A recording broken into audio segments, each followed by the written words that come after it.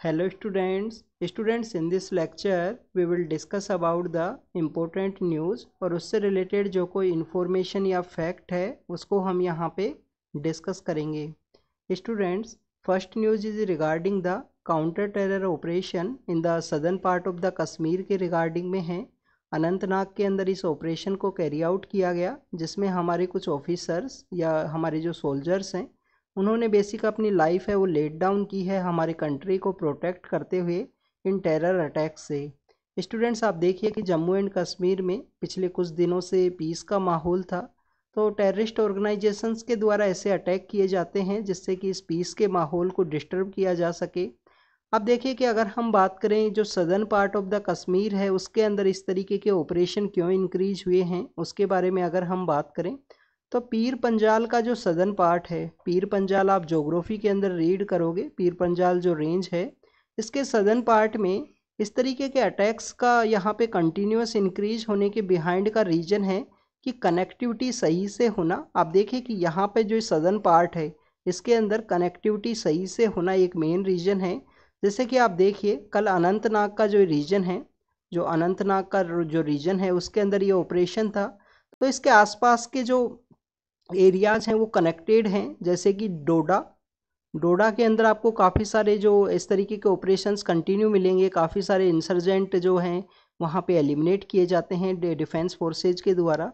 डोडा के अलावा आप देखिए कि यहाँ पे जो रईसी डिस्ट्रिक्ट है, ये रईसी डिस्ट्रिक्ट न्यूज़ के अंदर भी था अप्रैल एंड मार्च के समय में। अब देखिए कि रईसी डिस्ट्रिक्ट किस वजह से न्यूज़ के अंदर था स्टूडेंट्स, लिथियम की वजह से। तो ये जो आसपास कनेक्टिविटी सही होने की वजह से इस तरीके के जो ऑपरेशंस हैं वो maximum southern part of the Kashmir के अंदर इंक्रीज हुए हैं। स्टूडेंट्स, आप देखिए कि ऐसा ही जो क्रॉस बॉर्डर जो एक स्टेट से दूसरे स्टेट या इंटर स्टेट भी आप देखिए कि इंट्रा स्टेट जो इस तरीके के ऑपरेशंस हैं जो मैक्सिमम आपको क्राइम के जो एरिया हैं वहाँ पे देखने के लिए मिलेंगे। जैसे कि सदन के अंदर एक पर्सन हुआ करते थे वीरप्पन, उनके द्वारा भी यही टैक्टिक है जो अडोप्ट की जाती थी वीरप्पन के द्वारा आप देखिए कि तमिलनाडु एंड कर्नाटक के बीच में वो अपना जो एरिया है वो चेंज करते थे, अटैक करने के बाद दूसरे एरिया के अंदर वो चले जाया करते थे।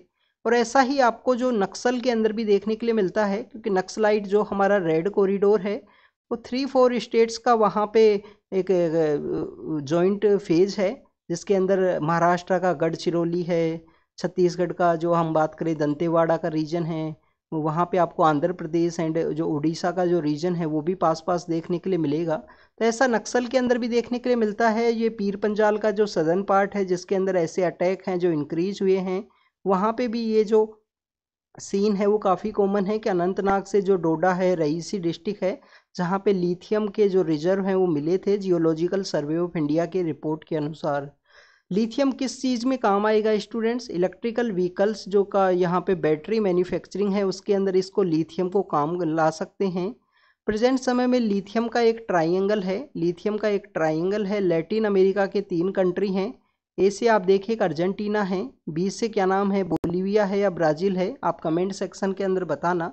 आप कमेंट सेक्शन के अंदर पार्टिसिपेट ज़रूर से कीजिए स्टूडेंट, फिर आपको यहाँ पे रीड भी करोगे और उसके बाद में आपको काफ़ी कुछ इन्फॉर्मेशन मिलती है एक ही न्यूज़पेपर के अंदर, तो उसको भी अगर आप यूटिलाइज नहीं कर पाए तो क्या मीनिंग यहाँ पे। तो जो लिथियम ट्राइंगल है उसके अंदर बोलीविया है या ब्राज़ील ये आप बताओगे, और सी से चिली है, ऐसे 3 कंट्री हैं जो कि लिथियम ट्राइंगल बनाते हैं, वहाँ पे लिथियम का रिजर्व मिलेगा। स्टूडेंट्स, इलेक्ट्रिकल व्हीकल्स को प्रमोट करने के रिगार्डिंग में एक स्कीम है, स्कीम का नाम है fame scheme, faster adoption of the जो हमारे नए इलेक्ट्रिकल व्हीकल्स हैं उनका फास्टर अडोप्शन के रिगार्डिंग में है। कौन सी मिनिस्ट्री के अंडर आएगी स्टूडेंट्स ये फेम स्कीम, ये स्टूडेंट्स आएगी मिनिस्ट्री ऑफ हैवी के अंदर। मिनिस्ट्री ऑफ हैवी इंडस्ट्री नाम की जो मिनिस्ट्री है उसके अंदर में ये यहाँ पे आपको देखने के लिए मिलेगी फेम स्कीम। कभी कभी आप सोचोगे कि मिट्टी के अंदर हो सकती है या ministry of science and technology के अंदर, वहाँ पे नहीं होगी, ministry of heavy and industry के अंडर में इसको रखा गया है फेम स्कीम को। तो this is all about the southern part of the Kashmir, कैसे एक एरिया से दूसरे एरिया के अंदर जो टेररिस्ट हैं वो चले जाते हैं यहाँ पे इस तरीके के ऑपरेशंस कंडक्ट करने के बाद में अटैक को। तो ये हमने डिस्कस किया। सेकेंड न्यूज़ के बारे में बात करें तो स्टूडेंट्स वो नेफा वायरस के रिगार्डिंग में है। आप देखिए कि जो हमारा केरल के अंदर कोझिकोड नाम का एरिया है, वहाँ पे जो नेफा वायरस है उसके केसेस फिर से रिकॉर्ड किए गए हैं, फिर से डिटेक्ट किए गए हैं। नेफा वायरस के केसेस 2018 के समय भी वहाँ पे आए थे। और आप देखें कि इस नेफा वायरस से पहले आप देखिए कि काफ़ी तरीके के ऐसे वायरस हैं वो स्प्रेड हुए हैं, चाहे वो कोविड का समय हो। तो कोविड का समय में भी हम वहाँ पे एक जो कॉन्सेप्ट है उसको अडॉप्ट करने की बात की गई थी, वन हेल्थ नाम का जो कॉन्सेप्ट है उसको अडॉप्ट करने की बात की गई थी। आज के एडिटोरियल के अंदर भी उसको मेंशन किया गया है, वन हेल्थ कॉन्सेप्ट को। तो स्टूडेंट्स, वन हेल्थ कॉन्सेप्ट क्या है कि बेसिकली जो एनिमल हैं और जो ह्यूमन बीइंग्स हैं, अब काफ़ी सारी ऐसी चीज़ें हैं जो एनिमल्स के अंदर जो वायरस है उनका ओरिजिनेशन देखने के लिए मिलता है। जैसे कि नेफा वायरस की बात करें तो जो हमारा फ्रूट बैट है वो इस वायरस को कैरी करता है। और फ्रूट बैट का इस वायरस को कैरी करने की वजह से ऐसा माना गया था यहाँ पे कुछ इकोलॉजिस्ट के द्वारा कि उनका जो ब्रीडिंग का जो समय होता है उस समय ही ये वायरस है वो यहाँ पे वायरस का यहाँ पे एक्सपोजर होगा, जिसकी वजह से ऐसे जो नीफा वायरस के केसेज हैं वो देखे गए हैं। पर बाद में देखा गया कि इनका जो टाइम पीरियड है वो फिक्स नहीं है। इकोलॉजिस्ट के द्वारा एक रिपोर्ट तैयार की गई थी रिगार्डिंग द नेफा वायरस के रिगार्डिंग में। स्टूडेंट्स, यहाँ पे तो जो वन हेल्थ का कॉन्सेप्ट था कि एनिमल और जो ह्यूमन बींग्स हैं दोनों को ही सर्विलियंस है, जो डिटेक्शन है वो कंटिन्यूस किया जाए, जिससे कि आने वाले समय में जितने भी वायरस हैं या आउटब्रेक हों उसको हम कंट्रोल कर सकें। एक काफ़ी फेमस बायोलॉजिस्ट हैं, ये नोबल ल्यूरेट भी रहे हैं। तो इनका नाम है स्टूडेंट्स जोसो लीडरबर्ग जोसो लीडेरबर्ग। जोसेफ लीडरबर्ग ने एक बार एक स्टेटमेंट दिया था स्टूडेंट्स, ये नोबल इनको प्राइज़ भी मिला है, बायोलॉजिस्ट हैं, कि इस जो हमारा प्लानेट अर्थ है इसके ऊपर अगर हम बात करें ह्यूमन बीइंग्स का डोमिनेशन है, बट कोई एक चीज़ जो ह्यूमन बीइंग के डोमिनेशन को यहाँ पे चैलेंज करती है तो वो है वायरस। और ये अलग अलग फेज़ के अंदर यहाँ पे आपको बेसिकली आपके डोमिनेशन को चैलेंज करेगा। चाहे आप देखिए कोविड का अटैक हो, नीफा वायरस हो, इसके अलावा अलग अलग तरीके की जो प्रॉब्लम्स हैं, आउटब्रेक्स हैं, वो आपको समय समय पे देखने के लिए मिलेंगी, जो वायरस बैक्टीरिया इन्हीं सभी से रिलेटेड आपको देखने के लिए मिलती हैं। निफा वायरस के बारे में अगर हम बात करें तो स्टूडेंट्स 98 के समय फर्स्ट टाइम इसको डिटेक्ट किया गया था सिंगापुर इंडोनेशिया के रीजन के अंदर। फिर इंडिया के अंदर वेस्ट बंगाल के अंदर एक बार 2-4 केस इसके आए थे। केरल के अंदर भी इसके केसेस 3-4 बार आ चुके हैं। तो अभी रिसेंटली दोबारा से इसके केस आए हैं। और इसी निफा वायरस का जब लास्ट टाइम आउटब्रेक हुआ था तो एक काफ़ी फेमस एक पर्सनैलिटी हैं, आप उनके बारे में कल हमने डिस्कस किया था। आप कमेंट सेक्शन के अंदर बताना या रीड करना, जिनको कि गवर्नमेंट ने नाइटिंगले अवार्ड जो नर्सेज स्टाफ को दिया जाता है उनकी सर्विस के रिगार्डिंग में वो दिया था। तो स्टूडेंट निफा वायरस के केसेस को ही वो यहाँ पे रोकते हुए या उनको मेडिकल फैसिलिटी प्रोवाइड करते हुए उन्होंने अपनी जो लाइफ है वो लेट डाउन की थी लास्ट टाइम 2018 के समय जब इसका आउटब्रेक हुआ था।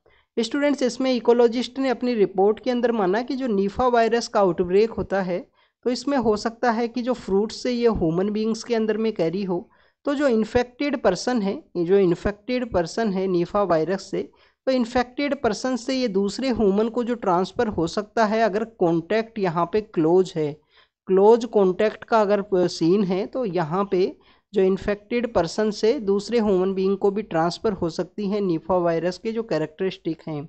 क्या इसका कोई क्योर अवेलेबल है, क्या इसका कोई इलाज संभव है? तो स्टूडेंट्स, डायरेक्टली अगर हम बात करें तो डायरेक्टली कोई भी क्योर नहीं है, बट सेकेंडरी क्योर के थ्रू जो भी सब्सटेंस है वो यहाँ पे हमारा जो मेडिकल सेक्टर है उनके द्वारा, डॉक्टर्स एंड नर्सेज उनके द्वारा प्रोवाइड की जा रहे हैं जो पर्सन इससे को अफेक्टेड है निफा वायरस से। नेक्स्ट अगर हम बात करें students, next is regarding the parliament के स्पेशल सेशन के रिगार्डिंग में है नेक्स्ट न्यूज़, जो जिसका शेड्यूल है वो बताया गया है कि क्या यहाँ पे एजेंडा रहेगा पार्लियामेंट का जो स्पेशल सेशन है उसके रिगार्डिंग में। सबसे पहले बात की गई है कि जो हमारी 75 ईयर्स की जर्नी है पार्लियामेंट की उसको हम डिस्कस करेंगे। India is known as the mother of democracy या डेमोक्रेसी फेस्टिवल को हमारे जो डिफरेंट टाइप के इंस्टीट्यूशंस हैं उनके द्वारा प्रमोट किया गया है। आप देखिए कल हमने डिस्कस किया था कि नालंदा के अंदर भी डेमोक्रेसी फेस्टिवल को ऑर्गेनाइज किया गया। तो हमारे जो 75 ईयर्स की जो जर्नी है वो ये बेसिकली हमारी डेमोक्रेसी के ही सर्वाइवल को बताती है। इसके अलावा स्टूडेंट्स जो चीफ इलेक्शन कमिश्नर्स को अपॉइंट करने की रिगार्डिंग में जो बिल है उसको यहाँ पे इम्प्लीमेंट किया जाएगा इस स्पेशल सेशन में। प्रेस के रिगार्डिंग में जो बिल है उसको भी यहाँ पे इम्प्लीमेंट किया जाएगा। अब हम इलेक्शन कमीशंस के रिगार्डिंग में बात करेंगे। इलेक्शन कमीशन स्टूडेंट्स आर्टिकल कौन सा है? 324 आर्टिकल है 324 जो बोलता है कि फ्री एंड फेयर इलेक्शंस को कंडक्ट कराने के लिए there should be one election commission. जो इलेक्शन कमीशन हो उसको हेड करने वाले जो पर्सन है वो चीफ इलेक्शन कमिश्नर हैं और 2 इलेक्शन कमिश्नर्स होते हैं। 1 CEC प्लस में 2 EC होते हैं हमारे इलेक्शन कमीशन के अंदर में। और काफ़ी सारे जो फिर ऑफिसर्स हैं उनको यहाँ पे अपॉइंट किया जाता है।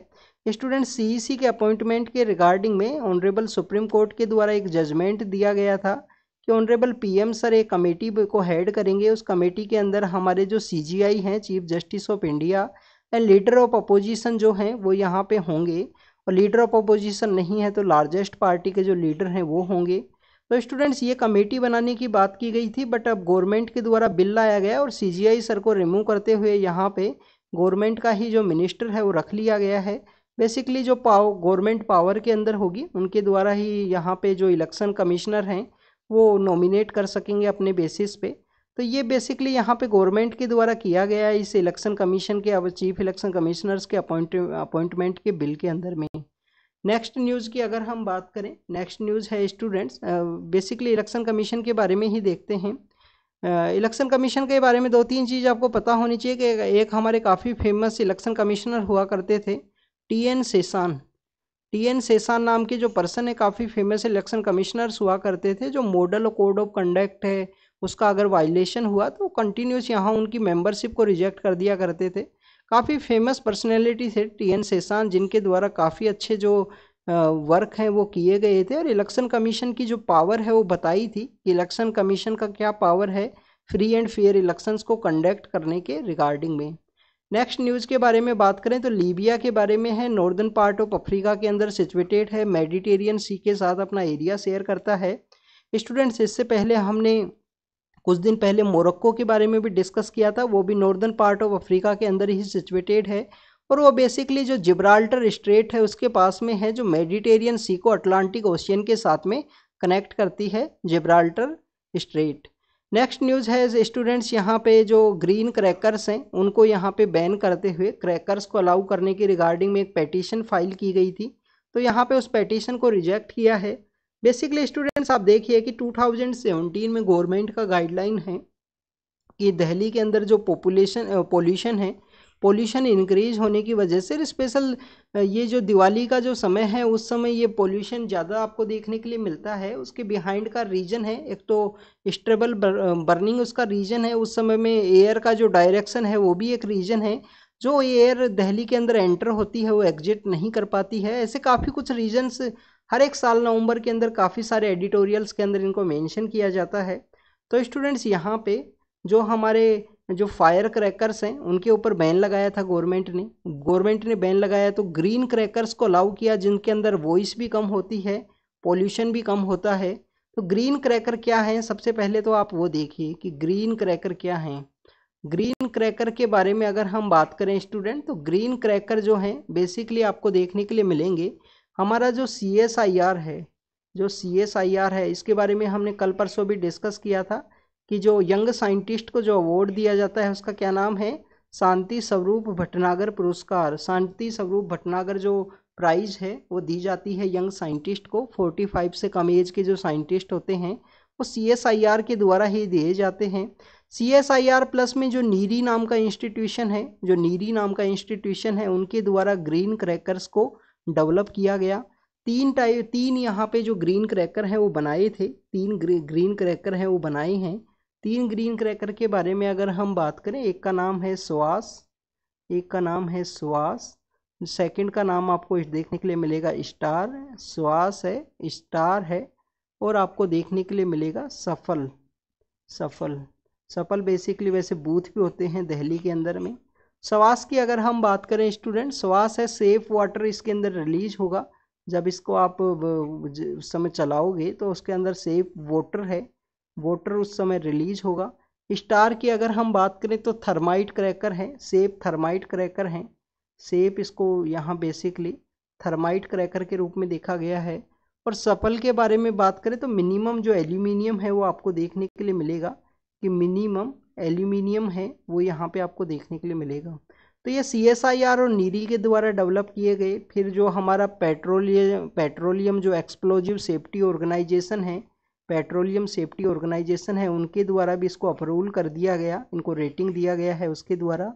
Students, petroleum explosive safety organisation की बात करें तो मिनिस्ट्री ऑफ कॉमर्स के अंदर है, मिनिस्ट्री ऑफ कॉमर्स के अंडर में आता है, ministry of commerce and industry. और नागपुर के अंदर, हमने ऑलरेडी भी इसको डिस्कस किया है कुछ दिन पहले, नागपुर जो मुंबई महाराष्ट्र का पार्ट है वहाँ पे इसका हेडक्वार्टर है। स्टूडेंट्स, कावेरी वाटर के रिगार्डिंग में है, कर्नाटक के द्वारा कहा गया कि हमारे जो रिजर्वोयर्स हैं वो काफ़ी ज़्यादा डेफिसिट हैं, इस साल इतना बारिश भी नहीं हुआ। तमिलनाडु के अंदर अभी बारिश होगी, जो रिट्रेटिंग मानसून है उसके थ्रू यहाँ पे बारिश होगी इस रीजन के अंदर में। तो हमको बेसिकली यहाँ पे जो रिलीफ है वो प्रोवाइड की जाए, हम जो पानी है वो रिलीज नहीं कर सकते, जो कि कावेरी वाटर रेगुलेटरी कमेटी के द्वारा कहा गया था कि आफ्टर द 12 सितंबर भी आप 5000 क्यूसेक वाटर है उसको डेली यहाँ पे रिलीज कीजिए। कावेरी के बारे में बात करें तो ब्रह्म कावेरी जो ताल कावेरी नाम की जगह है वहाँ से ओरिजिनेट होती है। इसकी जो ट्रिब्यूटरीज हैं वो आपको केरल के अंदर भी देखने के लिए मिलेंगी, जो सहायक नदी है कावेरी का तमिलनाडु के अंदर ये जाती है। और उसके अलावा आपको कुछ पार्ट इसका जो यूनियन टेरिटरी है हमारी पुडुचेरी, जिसका पार्ट है कराईकल जो तमिलनाडु के अंदर सिचुएटेड है, वहाँ पे भी ये चली जाती है, रिवर का जो पानी है। Students, Kaveri water continuous dispute है, वहाँ पे आप देखिए कि पानी की डिमांड कंटिन्यूस इंक्रीज हुई है, पॉपुलेशन के इंक्रीज होने की वजह से पॉपुलेशन का डिमांड इंक्रीज हुआ, इंडस्ट्रीज यहाँ पे डेवलप हुई हैं, जिसकी वजह से पानी की जो कंटिन्यूस डिमांड आपको देखने के लिए मिलती है। This is all about the Kaveri water regulatory committee, जिसका रिकमेंडेशन है। इस टॉपिक को हमने ऑलरेडी जो शॉर्ट न्यूज़ है उसके अंदर कवर किया है, वहाँ जाके आप रीड कर लेना इसको।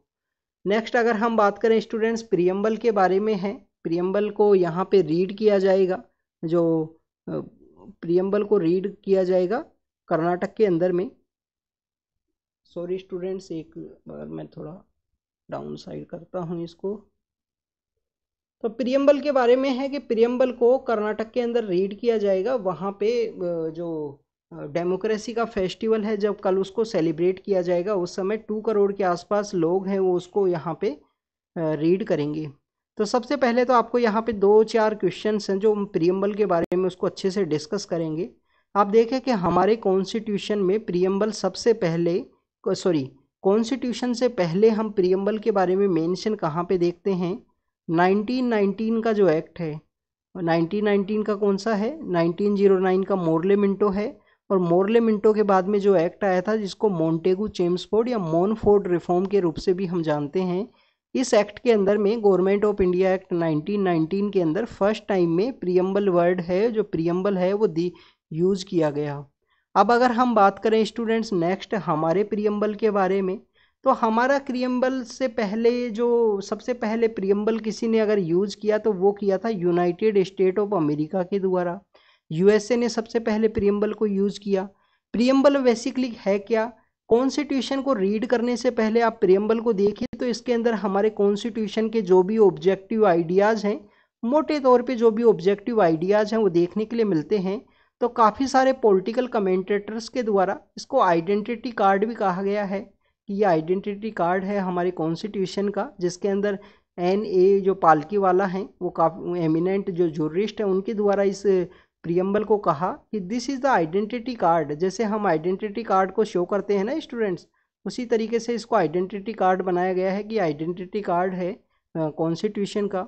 अगर हम प्रियम्बल की बात करें तो प्रियम्बल हमारा बेसिकली जो पंडित नेहरू के द्वारा कॉन्स्टिट्यूशन असेंबली के अंदर ऑब्जेक्टिव रिजोल्यूशन लाया गया था, उसी के ऊपर हमारा प्रियम्बल बेस है, ऑब्जेक्टिव रिजोल्यूशन के ऊपर।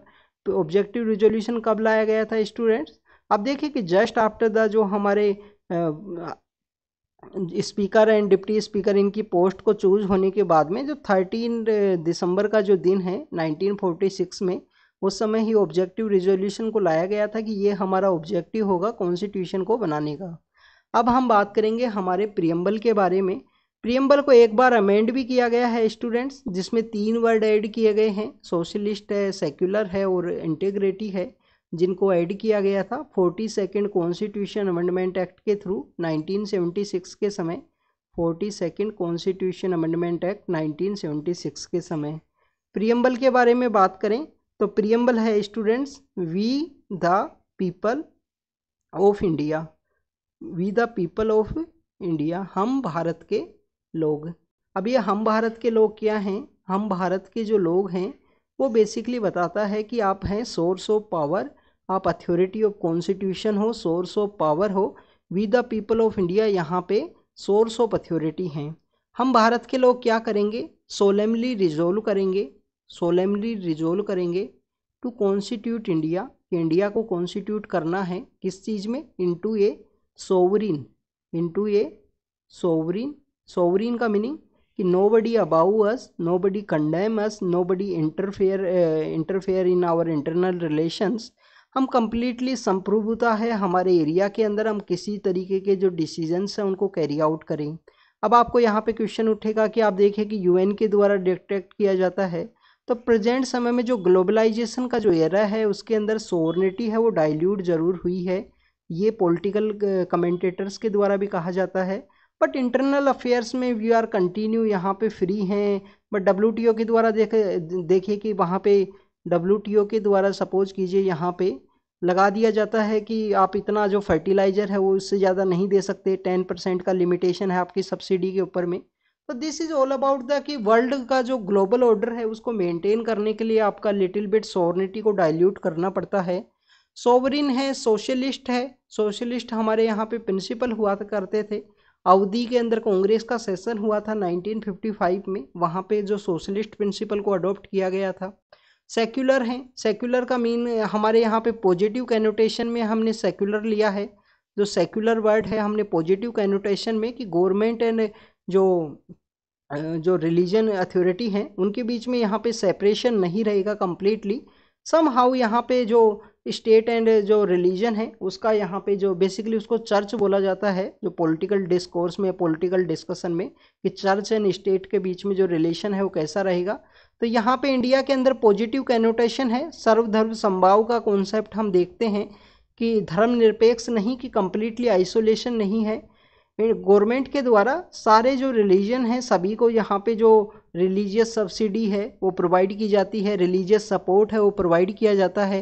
सो सेक्युलर के बाद में डेमोक्रेटिक है, रिपब्लिक है, ये सब कुछ वर्ड आपको देखने के लिए मिलेंगे। फिर इसके अलावा स्टूडेंट्स आप देखें कि हमारे इसी प्रियम्बल में कहा गया है कि we the people of India, हम भारत के लोग क्या करेंगे? इंडिया को कॉन्स्टिट्यूट करेंगे sovereign, socialist, secular, democratic, republic के रूप में।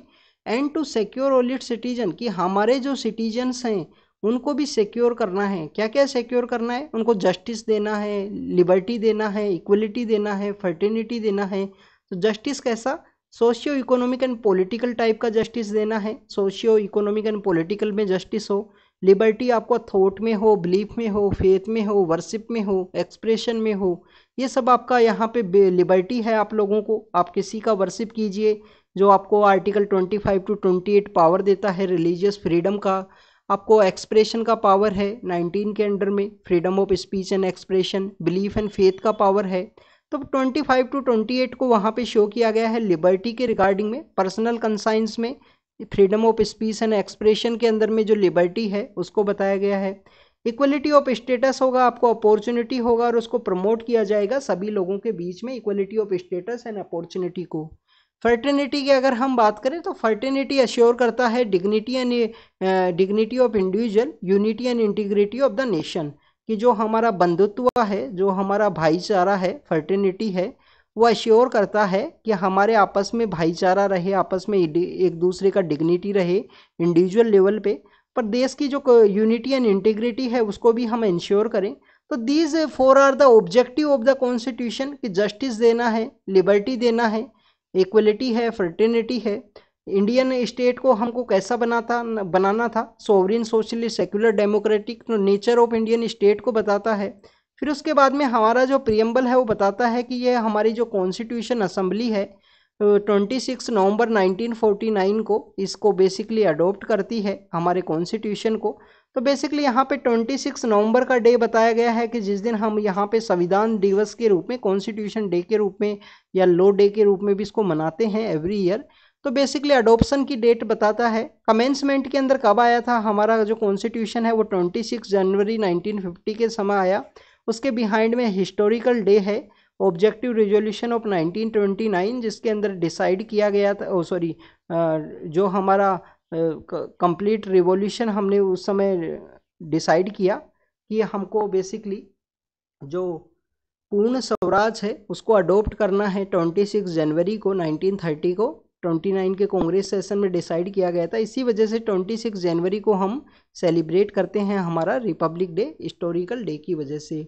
नेक्स्ट न्यूज़ के बारे में अगर हम बात करें स्टूडेंट्स, यहाँ पे यूरोपियन यूनियन का एक प्रोविज़न है कि बेसिकली इनके द्वारा कार्बन बॉर्डर एडजस्टमेंट मैकेनिज्म है, कार्बन बॉर्डर एडजस्टमेंट मैकेनिज्म। ये अब ये क्या मैकेनिज्म है आप देखिए कि यूरोपियन यूनियन के द्वारा कहा गया है कि 2026 के समय ऐसा कोई ऑब्जेक्ट, सपोज कीजिए ये कोई प्रोडक्ट है, इस प्रोडक्ट को यहाँ पे प्रोड्यूस करने में कार्बन है वो ज़्यादा यहाँ पे निकलती है, एमिशन ज़्यादा आपको देखने के लिए मिलेगा, तो उसके ऊपर जो टैक्सेशन है वो लगा दिए जाएंगे कि यूरोपियन यूनियन से बाहर से आने वाला कोई भी ऐसा प्रोडक्ट जिसमें कार्बन का एमिशन ज़्यादा हुआ हो उसको बनाने के अंदर में, तो कार्बन बॉर्डर एडजस्टमेंट मैकेनिज्म है कि कार्बन बॉर्डर एडजस्टमेंट मैकेनिज्म लगाया जाएगा।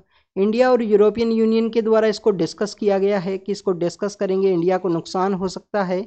बेसिकली हमको नुकसान हो सकता है हमारी स्टील, जो एल्यूमिनियम की जो यहाँ पे इंडस्ट्री हैं, इनके अंदर काफ़ी सारा ऐसा जो है आपको एमिशन है वो देखने के लिए मिलता है, क्योंकि हम डेवलपिंग कंट्री हैं प्रेजेंट समय में।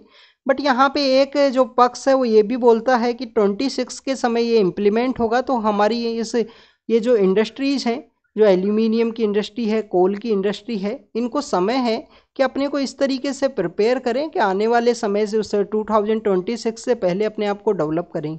इंडिया के अंदर भी ऐसा एक प्रपोजल है कि जो ब्यूरो ऑफ एनर्जी एफिशिएंसी है मिनिस्ट्री ऑफ पावर के अंदर में, कि ऐसा ही हम एक मैकेनिज्म को इम्प्लीमेंट करें कि इंडिया से बाहर से कोई प्रोडक्ट आता है जिसके अंदर एमिशन ज़्यादा लगा है उसको प्रोड्यूस करने में, तो उसकी वजह से उस प्रोडक्ट के ऊपर हम टैरिफ है वो ज़्यादा लगाएं, जिससे टैरिफ, सपोज कीजिए 1000 का कोई सामान है उसके ऊपर टैरिफ लगा दिया गया 500 रुपये, और नॉर्मल आपका सामान 1000 के अंदर बिकेगा, तो 1000 का जो सामान है उसको जनता जल्दी खरीदेगी 1500 के जो सामान है उसके बजाय में। तो this is all role of the tariff, जो इंडिया के अंदर भी डिमांड चल रही है प्रेजेंट समय में, कि जैसे हमारे यहाँ पे यूएस का जो कुछ यूएस के अंदर में कुछ हमारे जो चेंज किए गए हैं जब G20 की मीटिंग से पहले।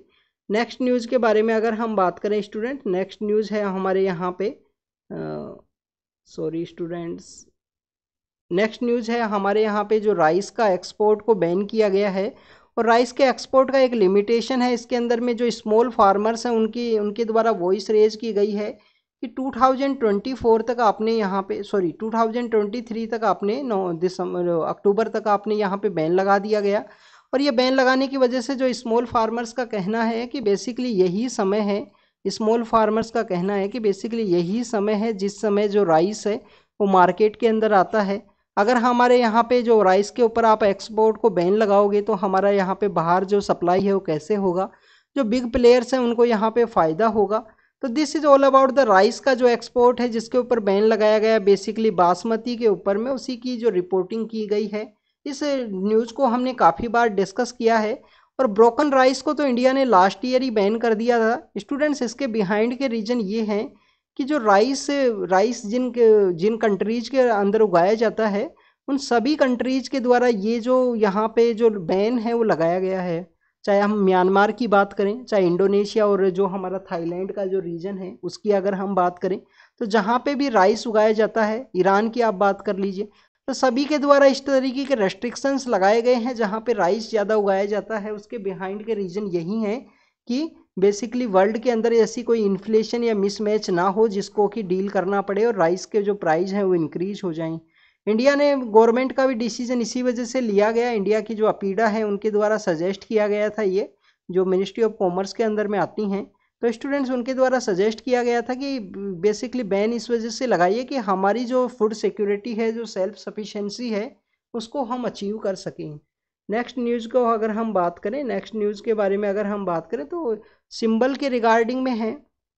अभी जो लद्दाख को जम्मू कश्मीर से डिफ्रेंशिएट किया गया, तो आप देखिए कि जो नेशनल कॉन्फ्रेंस नाम की जो पार्टी है उसका जो सिंबल है, उसके सिंबल के रिगार्डिंग में ये न्यूज़ है कि उसके सिंबल को नहीं यूज़ करना चाह रहे थे। वहाँ पे जो इलेक्शन, वहाँ पे इलेक्शन कमीशन तो है नहीं, वहाँ पे लद्दाख के अंदर यूनियन टेरिटरी के अंदर में वहाँ पे लोकल बॉडी इलेक्शंस होने हैं, और जो इलेक्शन कमेटी है उसके द्वारा नेशनल कॉन्फ्रेंस का जो यहाँ पे सिंबल है उसको ये यूज़ नहीं करना चाह रहे थे दूसरे एरिया के अंदर में। पर नेशनल कॉन्फ्रेंस के द्वारा जो जुडिशरी है उसके अंदर अप्रोच किया गया, उन्होंने अलाउ किया कि आप इलेक्शंस का जो टेन्योर है, वो जो डेट है पोलिंग का, उसको आप आगे बढ़ाइए। और इसके अलावा आप देखिए कि नेशनल कॉन्फ्रेंस के जितने भी कैंडिडेट्स हैं इनका जो सिंबल है वो इनको दीजिए, क्योंकि वहाँ पे जो इलेक्शन कमेटी है उसके द्वारा ये क्वेश्चंस रेज किए गए थे कि जो नेशनल कॉन्फ्रेंस है वो एक स्टेट के अंदर में, जो जम्मू एंड कश्मीर स्टेट हुआ करता था उसके अंदर भी ये बेसिकली एक रजिस्टर्ड पार्टी है, दूसरे के अंदर नहीं है। तो यहाँ पे इनके कैंडिडेट्स को क्यों दिया जाए बेसिकली ये जो राइट कि यही जो सिंबल है ये यूज़ करें। तो this is all about the battle over the symbol in the election system के सिंबल के रिगार्डिंग में है। वैसे आपको सिंबल्स का एक्ट पता होना चाहिए कि 1968 के समय जो इलेक्शन कमीशन का एक्ट है जिसके थ्रू सिंबल्स को नॉमिनेट किया जाता है। नेक्स्ट अगर हम बात करें स्टूडेंट, नेक्स्ट न्यूज़ है ट्रांसफर ऑफ पर्सनल डाटाज के बारे में कि यूएन एक नई ट्रीटी लेके आने वाला है साइबर क्राइम के रिगार्डिंग में। साइबर क्राइम के रिगार्डिंग में जो हमारा प्रेजेंट समय में जो कन्वेंशन है उस कन्वेंशन का नाम है students Budapest convention. Budapest convention है। बुडापेस्ट कन्वेंशन का भी यही प्रोविज़न था कि उसके अंदर आपको जो सोवरेनिटी है उसका वायलेशन इंडिया ने माना था, तो इंडिया ने बुडापेस्ट कन्वेंशन को कभी ज्वाइन ही नहीं किया। उसके बिहाइंड के रीजन यही थे कि जो बिग पावर्स हैं वो आपका डाटा यहाँ पे लेंगी। तो इंडिया के द्वारा यूएन ट्रीटी के अंदर कहा गया है कि जो डोमेस्टिक कानून है, किसी भी डोमेस्टिक कानून के थ्रू जो डाटा है वो जब भी यहाँ पे डोमेस्टिक जो कंट्री है उसका जो अथॉरिटी है उसका कंसेंट होगा, उसके बाद ही उस डाटा को ट्रांसफ़र किया जाएगा किसी दूसरे कंट्री को यूएन ट्रीटी के अंडर में। साइबर सिक्योरिटी के रिगार्डिंग में ये जो ट्रीटी है इस्टेब्लिशमेंट के अंदर में आएगी। तो आप बुडापेस्ट कन्वेंशन के बारे में रीड करना। स्टूडेंट नेक्स्ट न्यूज़ के बारे में अगर हम बात करें तो next news is regarding the, next news है हमारे सिकल सेल पेशेंट्स के बारे में। स्टूडेंट्स हमारी गवर्नमेंट का एक टारगेट है कि 2047 तक जो सिकल सेल से जो अफेक्टेड जो पर्सनस हैं इनको कम्प्लीटली एलिमिनेट किया जाए। हमारे जो ट्राइबल कम्युनिटी है उसके अंदर ये सिकल सेल आपको देखने के लिए मिलता है, सिकल सेल एनीमिया। अभी ये कंटिन्यूस न्यूज़ के अंदर था कि इसका एक जीनोम सिक्वेंसिंग करके इसका जो कंप्लीट सभी लोगों का जो ब्लड है वो कलेक्ट करके एक ऐसा इस तरीके का जो चार्ट है वो बना दिया जाएगा कि कहाँ पे है, किन लोगों के अंदर है, इसको एनालाइज करने के रिगार्डिंग में भी ये न्यूज़ के अंदर था। अभी गवर्नमेंट के द्वारा सजेस्ट किया गया है कि इनको डिसेबिलिटी का जो कैरेक्टरिस्टिक जो सर्टिफिकेट है, जो कैरेक्टरिस्टिक सर्टिफिकेट है वो दे दिया जाए कि ये पर्सन डिसेबल हैं। और आप देखिए कि डिसेबल पर्सनस को हमारे यहाँ पे रिजर्वेशन है, जिस रिजर्वेशन को सुप्रीम कोर्ट के द्वारा 2016-17 के समय इंक्रीज भी किया गया था कि इस रिजर्वेशन को आप इनका इंक्रीज कीजिए, 4% कीजिए। इसके अलावा स्टूडेंट्स अगर हम बात करें डिसेबिलिटीज़ जो हैं, पहले जो डिसेबिलिटीज़ की जो संख्या है वो 7 हुआ करती थी, अब प्रेजेंट समय में जो टोटल नंबर ऑफ डिसेबिलिटी हैं वो है 21। तो ये डिसेबिलिटीज़ की जो संख्या है वो भी चेंज हुई है डिसेबिलिटीज़ के रिगार्डिंग में जो एक्ट है उसी के थ्रू।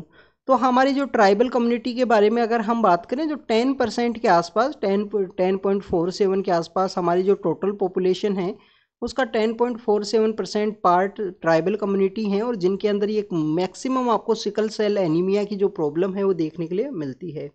नेक्स्ट न्यूज़ के बारे में अगर हम बात करें स्टूडेंट, नेक्स्ट न्यूज़ है आयुष्मान भव स्कीम के बारे में। ये बेसिकली ग्रास रूट लेवल के रिगार्डिंग में है। ऑनरेबल प्रेसिडेंट के द्वारा इसको इनोग्रेट किया गया कि जो कैंपेन कैसे किया जाए हेल्थ सर्विस का ग्रास रूट लेवल पे, कि किसी भी पर्सन को हम पीछे ना छोड़ें, सभी को हम साथ लेके चलें, जो कि हमारे यहाँ पे कॉन्सेप्ट है हमारी गवर्नमेंट का, अंत्योदय कॉन्सेप्ट कि नो वन लेफ्ट बिहाइंड, जो हमने G20 की मीटिंग के अंदर भी शो किया, जिसमें यूरोपियन यूनियन को ऐड किया है।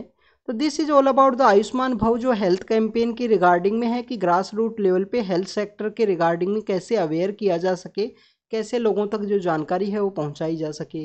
यूरोपियन यूनियन का जो हम अफ्रीकन यूनियन को जो हमने ऐड किया G20 के अंदर में, वहाँ भी हमारा कॉन्सेप्ट यही था नो वन लेफ्ट बिहाइंड, और हमारी जो ग्लोबल साउथ की जो वॉइस है जिसको हम रेज कर सकें, तो उसी को वेलकम किया गया है हमारे यूरोपियन यूनियन को। जिस तरीके से इंडिया ने ऐड किया G20 की मीटिंग के अंदर में, तो उसको यहाँ पे वेलकम जो सपोर्ट है, एंडोर्समेंट है, वो दिखाया गया है लोगों के द्वारा। नेक्स्ट न्यूज़ की अगर हम बात करें स्टूडेंट्स, नेक्स्ट न्यूज़ है बेसिकली सुप्रीम कोर्ट के रिगार्डिंग में। सुप्रीम कोर्ट ने मिनिस्ट्री ऑफ होम अफेयर्स को कहा है कि आप बेसिकली ऐसी एक गाइडलाइन है उसे तैयार कीजिए।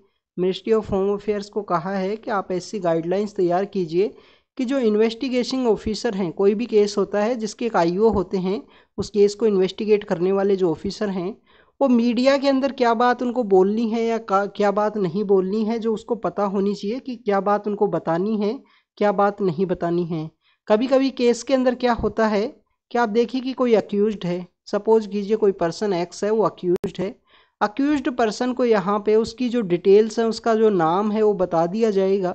अब उस पर्सन का मीडिया ट्रायल होता है, क्योंकि आज प्रेजेंट समय में जो सोशल मीडिया का ज़माना है, सोशल मीडिया की वजह से आप देखिए कि मीडिया भी टू मच हाइपर है, पहले की तरह नहीं है कि टू मच बैलेंस हो। उसके यहाँ पे मीडिया को सिर्फ कोई ना कोई पॉइंट चाहिए, तो उसका फिर कंटिन्यूस मीडिया ट्रायल देखने के लिए मिलेगा उस पर्सन का। और मीडिया ट्रायल होने की वजह से उसका जो नेम है, फेम है, सब यहाँ पे कम्प्लीटली डिस्ट्रॉय होता है, चाहे वो यहाँ पे कन्विक्टेड हो या ना हो इस केस के अंदर में। और बाद में देखिए वो कन्विक्टेड नहीं होता है, रिलीज हो जाता है वो अक्यूज्ड अगर पर्सन है, तो उसके बाद में आप देखिए कि कोई भी ऐसा जो न्यूज़पेपर है वो भी कवर नहीं करेगा उस इन्फॉर्मेशन को। कोई भी जो मीडिया है वो भी little bit one minute 2 minute का कोई शो के अंदर लिटिल बिट जो इन्फॉर्मेशन है वो बता दी जाएगी। तो उसी के रिगार्डिंग में सुप्रीम कोर्ट का ये गाइडलाइन दी है कि पुलिस को यहाँ पे बताया जाए कि मीडिया के अंदर क्या बात बोलनी है। अक्यूज्ड पर्सन की जो प्राइवेसी है, जो राइट्स है, उनको भी यहाँ पे सिक्योर करना है। तो this is all about the key guidelines के रिगार्डिंग में है। स्पेन से बने हुए हमारे कुछ जो ट्रांसपोर्ट एयरक्राफ्ट हैं वो आने वाले हैं स्टूडेंट्स, उनको डिलीवर कर दिया गया है। इंडियन एयरफोर्स को अंदर यहाँ पे चीफ उनको लेने गए हैं। तो this is all about the, और भी ज़्यादा जो डिलीवरी है वो वहाँ से आएगी, ऐसे जो एयरक्राफ्ट हैं वो लाई जाएंगे।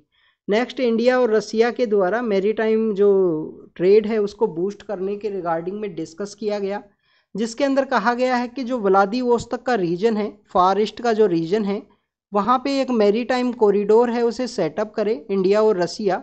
आप देखिए, सपोज कीजिए ये रसिया का रीजन है, रसिया काफ़ी आपको वाइड देखने के लिए मिलेगा। तो ये फार ईस्ट का जो रीजन है, ये व्लादिवोस्तोक का रीजन है, जिसके अंदर इंडिया के द्वारा लाइन ऑफ क्रेडिट भी इंडिया ने प्रोवाइड किया था व्लादिवोस्तोक को। तो जो हमारा चेन्नई है, चेन्नई से व्लादिवोस्तोक का जो एक मैरीटाइम कॉरिडोर बनाया जाए। इसके अलावा रसिया ने यहाँ पे डिस्कस किया है कि जो नॉर्दर्न सी है, जो आर्कटिक का रीजन है, पोलार का जो वाटर है, उसके रिगार्डिंग भी इंडिया के जो मैरीटाइमर्स हैं, जो यहाँ पे इंडिया के जो लोग हैं, उनको ट्रेंड किया जाएगा रसिया के द्वारा कि वो आर्कटिक सी के अंदर किस तरीके से अपना जो अपना शिप है वो लेके जाना है। जो सी फेयर्स है उनको यहाँ पे ट्रेंड किया जाएगा रसिया के द्वारा। नेक्स्ट स्टूडेंट, साइंस की एक बेसिक न्यूज़ है। साइंस के अंदर आपने जो क्लोन्ड डॉली शिप है उसके बारे में रीड किया होगा। डॉली बेसिकली एक सिंगर है, उन्हीं के नाम के ऊपर इस शिप का नाम रखा गया था। पहले उस शिप का नाम हुआ करता था CLL3, बाद में जो क्लोन शिप है उसका नाम डॉली दिया गया एक सिंगर के नेम की वजह से।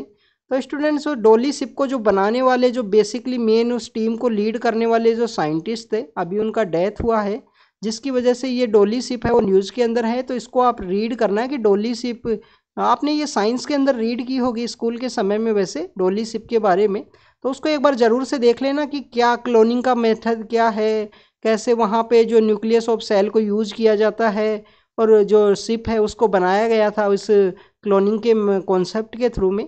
तो इसको ज़रूर से आप रीड करना कि यान विल्मथ नाम के जो पर्सन है जिनके द्वारा इनको बनाया था, अभी उनकी डेथ हुई है, और ये डॉली शिप न्यूज़ के अंदर में है। तो this is all about today discussion. जो भी इंफॉर्मेशन है, जो भी फैक्ट है, उसको हमने डिस्कस किया। Thank you students, thank you very much.